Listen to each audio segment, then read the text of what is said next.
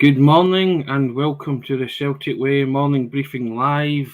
I'm joined by Sean Martin. Sean, how you doing? Fresh from a week's holiday. How's it going? Not bad, Tony. Yourself? I'm good, and I'm Tony Haggerty, Haggerty10, Twitter handle, at Sean Martin TCW, Twitter handle. You know what the reach is. Now we'll just go piling straight into it, Sean. Another priceless 3 points for Celtic, courtesy of the Wizard of Oz. It certainly was, aye. Could have been more than one, if I'm being critical. If I'm being maybe overly critical, but nah, you're right, especially with players out, and I'm sure we'll come to Turnbull playing through the middle, but having to play midfielder up front and stuff, a win is a win at this point. Another injury with James Forrest coming off, but apart from that, everybody seemed to come through unscathed, and that's good with a cup final looming at the weekend. But there's also another game first, so yes, I got all festive yesterday, Sean, and I saw my colour piece on the Wizard of Oz. But it was a brilliantly rehearsed training ground free kick routine goal. Aye, I think obviously the finish was good, but I think it was a great time to score.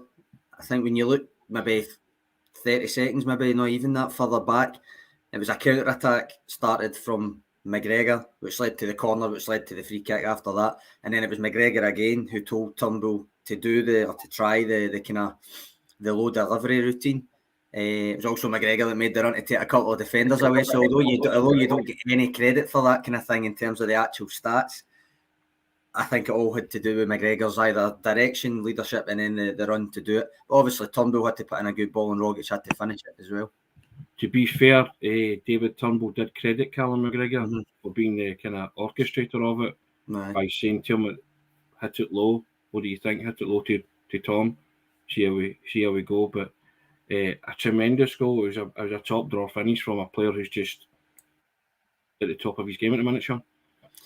Aye, I thought Rogic carried on his good form, although respectfully I disagree it was a 9 out of 10 performance overall, but it's great to see him in a groove. I thought it caused all sorts of problems for Motherwell.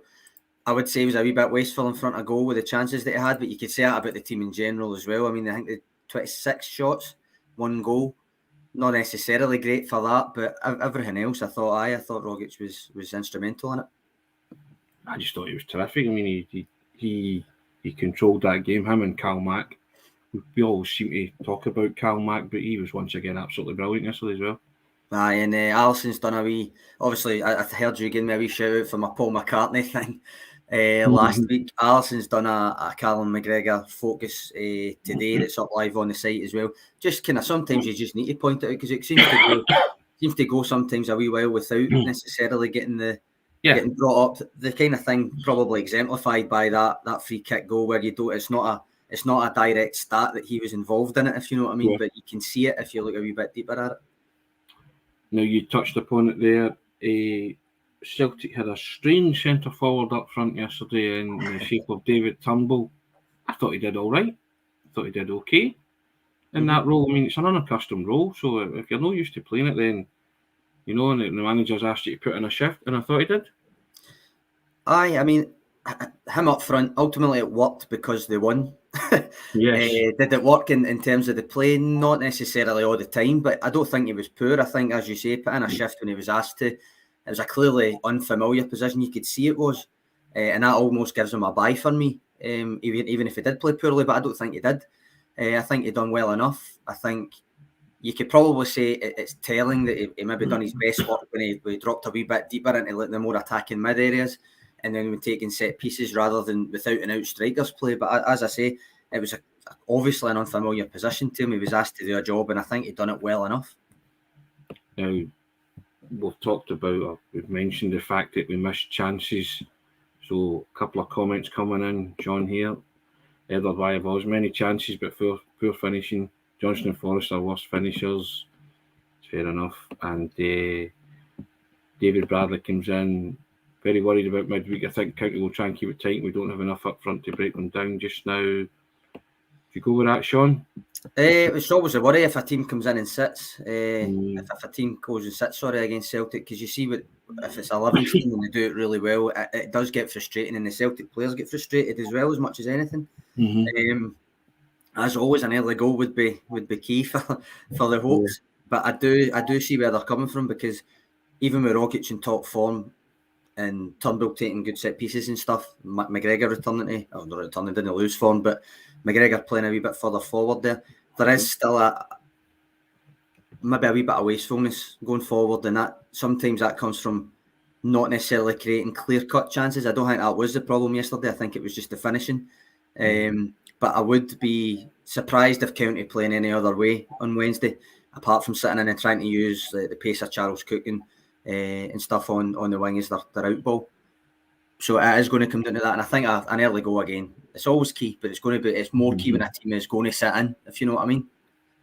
Yeah, Ted comes in and says, "Hi guys, we were wasteful. How did Forrest miss that goal?" Yeah, Forrest missed a great chance before he ended up being taken off, and that's another injury concern, Sean, for the team.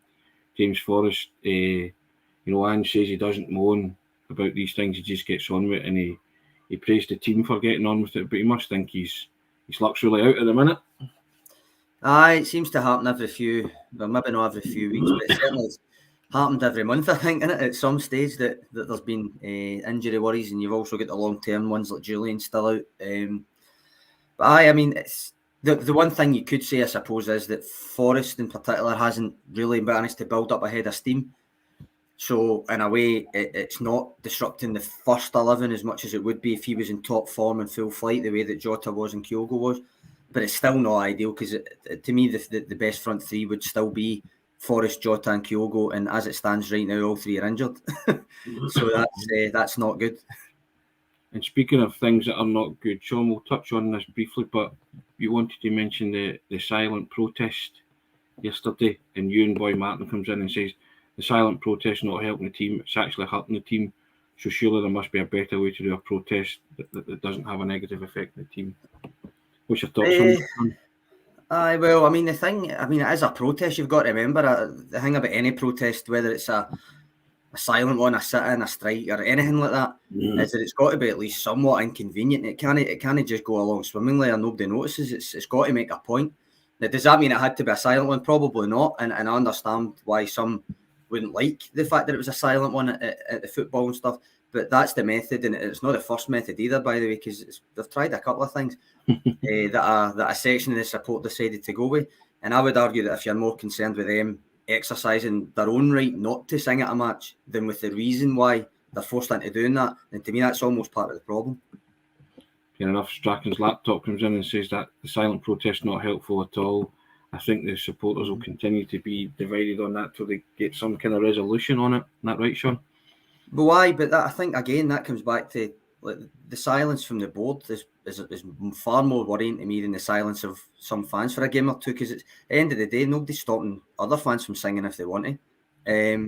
I mean, I asked the question on here before a couple of times when it was Graham with the AGM stuff, or whether it was yourself and Alison, but why would the board even give themselves this headache for a position that plenty of people could presumably fill? But at this point, I think you've got to ask, if it is pig-headedness that's leading the board to ignore these protests that have been going on into a third month now, or if it's just actually maybe a fundamental lack of leadership within the club, because it's dragging on a hell of a long time, and it's quite disturbing that it's gone this long through an AGM and into a third month. Sure. Well, we'll leave that one there. Tim Anon comes in here, a point that we were talking about off air. Josip Juranovic, he says Juranovic again was excellent for me. His versatility is crucial, left and right back plus wide right. And I thought Juranovic was very good yesterday, but we spoke off air and we said a couple of times that his passing can be slightly erratic, Sean. He seems to be maybe prone to a wee slack pass now and again, but he does, to be fair to him, even when he was playing left back, he does attempt slightly more incisive passes than your average fullback, I would say. So maybe that's just part and parcel. I think it's a concentration thing sometimes, actually, with the slack passing. But I noticed early on he was looking for the long ball to Abada quite a bit. But when he did overlap, because obviously I've made a point of saying about when he was playing left back, even though it wasn't a criticism of him, I think they missed having a natural lefty over there with the ability to mix it up going forward and stuff.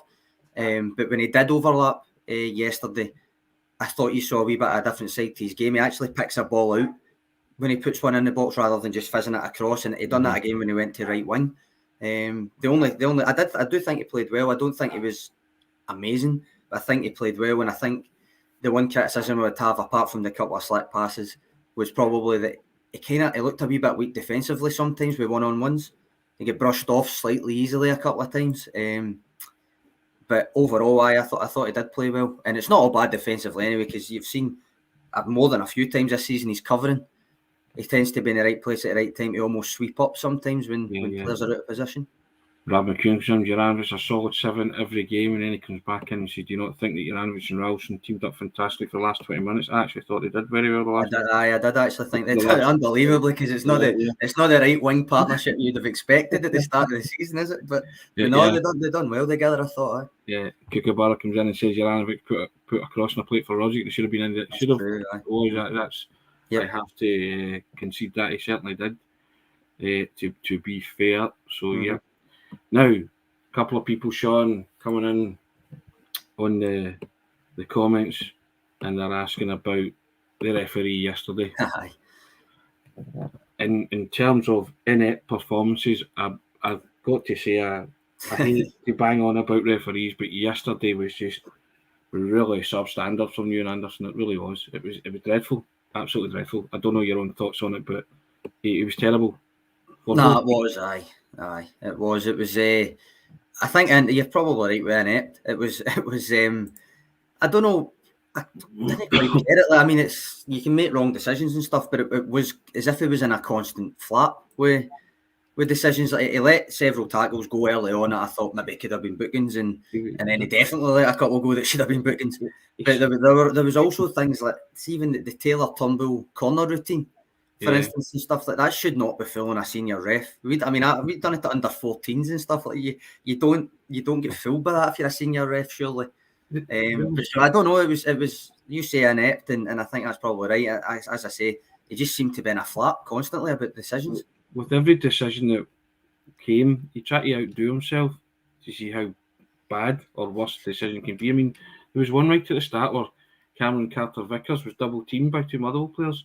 I think he gave Motherwell the throw, and you know, and you're just like, how can that not be a foul? And then he let the obvious bookings go, and when he spoke to the players, and you know, I just thought yesterday it was shockingly poor from Ewan Anderson, and that's supposed to be one of our top refs. Aye, supposed to be. But I mean, as I say, let quite a few go early on, and I thought that kind of encouraged quite a cynical team to enhance the cynical aspects of their play. Aye, but to be honest, in a way, I didn't necessarily mind the fact that it got more niggly, because in a way it forced a wee bit of fire out of a few Celtic players. But ultimately, the referee was very poor, and it probably wouldn't have got that cynical if it wasn't for the fact that he let quite a few things go. So now the manager has said that Kyogo's injury is not as bad as he first thought or feared, which is good news for Celtic supporters. Now, your thoughts, Sean? Would you play him in the final next Sunday? I mean, if he can play, then aye. If he can play, then aye. If Ange asks him, "Are you ready?" and he says yes, then I think he plays him. How much he plays him for, how long he plays him for, is depending on how fit he is, I suppose. But for instance, would you rather he says, I can get 60 minutes out of him or half an hour out of him, that kind of thing? I would rather start him in that sense. But I think he'll play him, and I don't know. He's not really updated on Jota recently, but I don't know if he might pull a wee bit of classic Ange already and just put him straight back in as well, because he likes to do that. He likes to kind of surprise a few people by telling you he's not. Maybe they're not ready, but then putting them straight back in the team. Yeah, done it with Taylor the other week as well. Simon Thomas comes in and says, "Do you risk Kyogo though? That's the gamble, isn't it? Do you risk him, or do you run the risk of him being out for the Rangers game in January if you bring him in?" But yeah, I'm inclined to think like you, Sean. If he can play any part in that game, then he has to start. No. You know, I don't know what. because they are needing someone to spearhead the attack. You know, so. Aye, and I think what I was getting at there about him having previous for this, Rab McEwen has just put a comment in there. I do think he plays. I do think he plays games when it comes to the injuries, because you're right. He has done it. That's what I mean, and he's done it all season. He's heavily implied that somebody might not quite be ready, but then they're back in the team. And Taylor obviously was the most recent one of those, I would say. So again, it depends on what Kyogo himself says. It depends what the medical staff say. But if he can play a part, I think he will play a part. Will McMillan says, and say the medical staff would say he's unfit for 2 or 3 weeks. Would we ignore them? You know, then Kookaburra comes in and says, start him in the final if he's fit. However, the Rangers game is the one that matters. And Aussie Adam comes in and says, Jota will be back for the final, guarantee you. Lots of people get the old crystal ball out there.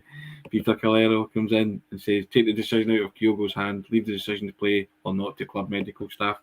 Lots of opinions there, Sean. Right. And difference of opinions. I guess the Celtic fans are desperate to see Kyogo back, but not at the risk of him missing more important games further down the line. But I conjecture that cup final's quite important. Well, I was going to say that there's a trophy at the end of one of them, not at the end of the other. Although you could argue it goes a long way to the trophy at the end of the other one, but no, there's a trophy at the end of the one on Sunday. That's the first important thing to me. And looking ahead to Sunday, Sean, do you think others will come back, or other injured players, or do you think that he's just going to have to go with what he's got? Again, it depends on their status at the time. I've seen a couple of comments saying about Giakoumakis can't be far away. I mean, he's not confirmed that, but you would presume it can't be that much further away. Whether it's exactly what you want to start from the cup final, I don't know. But I mean, as I've already said, I would not actually be that surprised if Jota did start, just purely because of Andrew's previous. But obviously, you can't assume that until there's an update. But I mean, as it stands, if they are out, you're talking, well, you would imagine Abada one wing and Johnston on the other, and then through the middle would all depend on the fitness of the likes, obviously Kyogo, but Giakoumakis as well, Ayeti. We thought we might have got Abada through the middle yesterday. That ended up not happening, but it all depends. Yeah. Christopher Coyle comes in and says, Hibs are poor. I would rather Kyogo played in the Glasgow derby, and Simon Tom surely blood a B team striker in case Kyogo can't play. And Charlie Duran comes in and says, I vest Kyogo for the Rangers game. Don't mess with hamstring injuries, let it heal. Tamanon says, Giakoumakis is becoming the next Jordan Ross, always 2 3 weeks ago. And Isaac McQuaid comes in and says, I think there'll be a few surprises for the Sunday Cup final.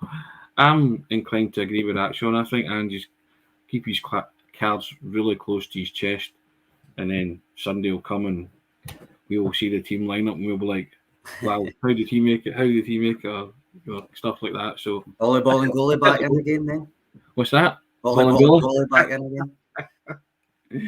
Yeah, that's been the best one this season, to be honest. The Livingston lineup was it, and he was just in out of nowhere. But as I say, you cannot rule anything out with the starting lineup when it's Ange and he's talking about injuries and stuff. So, but I think the most important thing is, Sean, it was a brilliant 3 points again on Sunday. It's on to the next one, and Ange always says that the next one's the most important. So it's Ross County and Dingwall. It's always a tricky place to go midweek as well, and we're going to play against a team that you've already said will sit in. But again, any kind of result is what Celtic are looking for, isn't it? It is. I mean, I'm looking. Obviously, our context matters, and it depends on how the game actually unfolds. But I would be hoping and looking for a wee bit more of a clinical edge as well. I think that was kind of the only thing probably missing yesterday. So you look for that as much as anything else. But first and foremost, you're spot on. It's the results. Because he touched upon the clinical edge yesterday. He said that they did miss chances and they need to be more clinical in front of goal. And I guess he'll be drumming that into his players over the next couple of days before they go the long trip up north. Yep. But we shall cover it as always on the morning briefing. I think, Sean, you've got the honour of writing about the Ross County game Wednesday night, haven't you? I will have. Tim Anon comes in. There's a positive one for you, Sean. More likely to go to Dingwall and win 4 or 5-0. Well, there keep you go. Fingers crossed makes my job a lot easier. So I think that's a positive note to end the briefing on today. Sean, thanks a lot for your contribution. Always enjoy it. To all the people that comment in the comment section, we always enjoy reading them out, and we try and read as many as them out. And happy Monday to you guys. It certainly is. Celtic won yesterday. So have a good week, and we'll see you during the week as well. Cheers, guys.